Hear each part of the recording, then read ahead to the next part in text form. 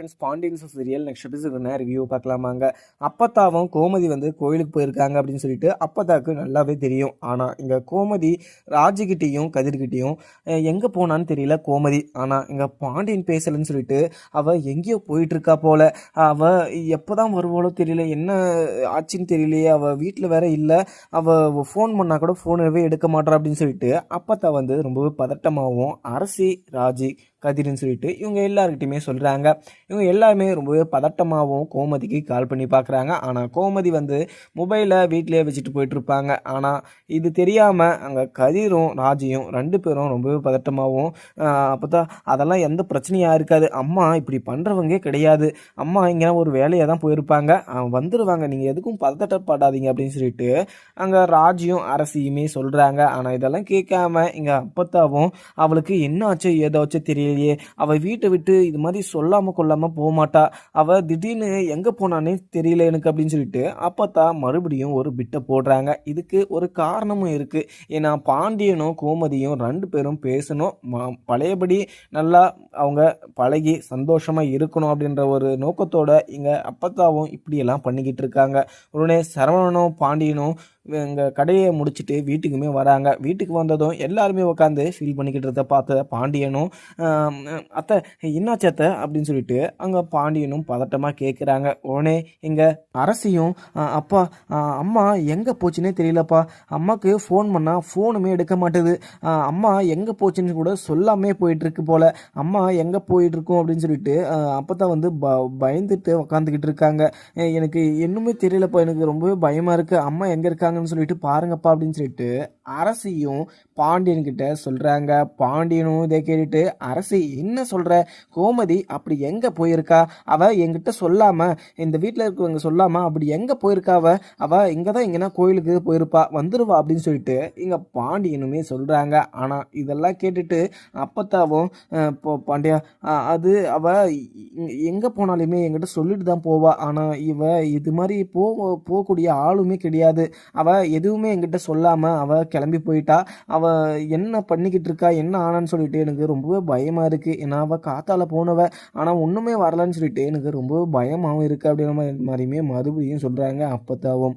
இதை கேட்டால் பாண்டியனும் இருங்கத்த நான் போய் பார்த்துட்டு வரேன் அப்படின்னு சொல்லிட்டு அங்கே பாண்டியனுமே கிளம்புறாங்க. உடனே இங்கே கதிரும் அப்பா இருங்கப்பா நானுமே வரேன் அப்படின்னு சொல்லிட்டு அங்கேருந்து கதிருமே கிளம்பிட்டுறாங்க.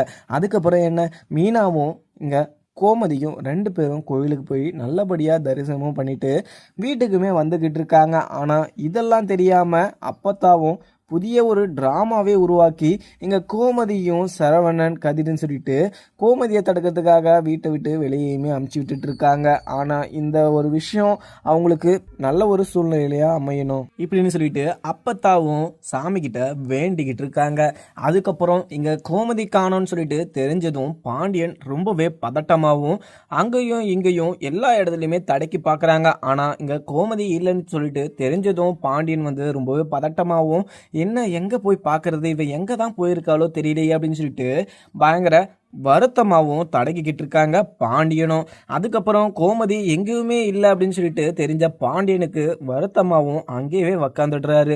உடனே கதிரும் போயிட்டு அப்பா என்ன ஆச்சுப்பா, எதுக்காக ஃபீல் பண்ணுறீங்க, நீங்கள் அழுகாதீங்கப்பா, அம்மா கிடைச்சிருவாங்க, அம்மா எங்கேயுமே போயிருக்க மாட்டாங்க, நம்மக்கிட்ட சொல்லாமல் போயிருக்காங்கன்னா அம்மா கோயிலுக்கு தான்ப்பா போயிருப்பாங்க, வேற எங்கேயுமே போயிருக்க மாட்டாங்க, நீங்கள் எதுக்குமே வருத்தப்படாதீங்க அப்படின்னு சொல்லிட்டு அங்கே கதிருமே பாண்டியன் கிட்ட சொல்லிடுறாங்க. பாண்டியனும் இதை கேட்டுட்டு கதிர் அவ எந்த ஒரு விஷயம் பண்ணாலுமே எல்லார்கிட்டையுமே சொல்லிட்டு தான் பண்ணுவா, ஆனால் கொஞ்ச நாளாக நான் அவகிட்ட பேசாமல் இருந்து நான் பேசலை அப்படின்னு சொல்லிட்டு அவள் ரொம்பவே வருத்தப்பட்டா, அது எனக்கு நல்லாவே புரிஞ்சிச்சு, ஆனால் மறுபடியும் அவள் இது மாதிரி ஒரு தப்பை பண்ணக்கூடாது அப்படின்னு சொல்லிட்டு தான் நான் அவகிட்ட பேசாமல் இருந்தேன், ஆனால் அவள் இப்படி பண்ணுவான்னு சொல்லிட்டு நான் நினச்சி கூட பார்க்கல அப்படின்னு சொல்லிட்டு பாண்டியன் வந்து பயங்கர வருத்தமாகவும் இங்கே கதிர்கிட்ட சொல்லிடுறாங்க. கதிருமே கேட்டுட்டு அப்பா நீங்கள் ஃபீல் பண்ணி இங்கே உக்காராதீங்க, நம்ம அம்மா எங்கே இருக்காங்கன்னு சொல்லிட்டு நம்ம தடக்கலாம், கண்டிப்பாக அம்மா கிடைச்சிருவாங்க, அம்மா வேற எங்கேயுமே போயிருக்க மாட்டாங்க, இங்கே தான் இருப்பாங்க அப்படின்னு சொல்லிட்டு அங்கே கதிருமே பாண்டியனை கூட்டிகிட்டு போகிறாங்க.